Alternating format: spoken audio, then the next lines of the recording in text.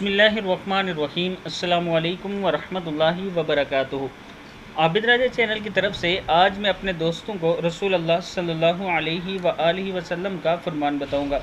उससे पहले मैं अपने तमाम दोस्तों से गुजारिश करूंगा कि इस वीडियो को आपने आगे ज़्यादा से ज़्यादा शेयर करना है। तो शुरू करते हैं। बिस्मिल्लाहिर्रहमानिर्रहीम।